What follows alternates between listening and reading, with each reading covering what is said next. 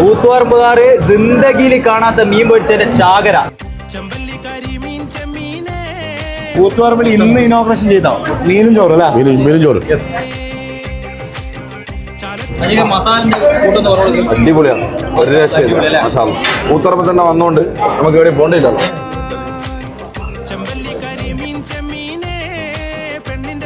നമ്മള് പുതിയ സംരംഭമാണ്. എല്ലാവരും വിജയിപ്പിക്കണം. തിന്നിട്ട് വിജയിപ്പിക്കണം. അതാണ് നല്ല അടിപൊളി ഭക്ഷണം, ഒന്നും പറയാനില്ല. എല്ലാം ഒന്നിനൊന്ന് വെച്ചാണ്. നല്ല രുചിക്കൂട്ട്, നല്ല രുചിക്കൂട്ടുകളാണ്. കല്ലുമ്മക്കായി എന്ന് പറഞ്ഞാൽ ഇതാണ് കല്ലുമ്മക്കായി. നല്ല മസാല ടേസ്റ്റ്.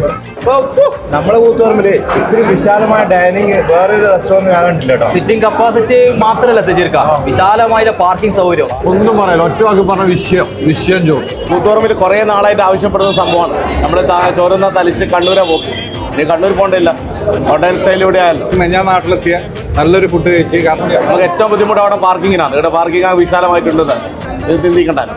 നല്ല ചെമ്മീൻ മസാലയും അയക്കൂറ പൊരിച്ചും കൂടിയിട്ട് ചോറ് നിന്നിട്ട് പായസത്തിൽ പപ്പടം എടുത്തിട്ട് ഇതാ സ്വർഗോ. കൂത്തുപറമ്പിലാണ് ഇത് തന്നെ.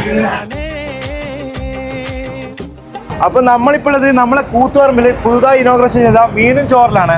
ചരിത്രം ഉറങ്ങുന്ന കൂത്തുപറമ്പിലില്ല, കൂത്തുപറമ്പ് ചരിത്രത്തിൽ തന്നെ ഈ മീനും ചോറും എഴുതി വെക്കപ്പെടും. അപ്പൊ ഇവരുടെ ലൊക്കേഷൻ വരുന്നത് നമ്മുടെ കൂത്തുപറമ്പ് തലശ്ശേരി റോഡ് പാറാൽ ഗ്രിൽ ഹൗസിന്റെ നേരെ ഓപ്പോസിറ്റ് ആണ്. ഇവിടെ വന്നു കഴിഞ്ഞാൽ പാർക്കിങ്ങിന്റെ കാര്യത്തിൽ ഒരു പേടിയും പേടിക്കേണ്ട, നല്ല വിശാലമായ പാർക്കിംഗ് ഉണ്ട് കേട്ടോ.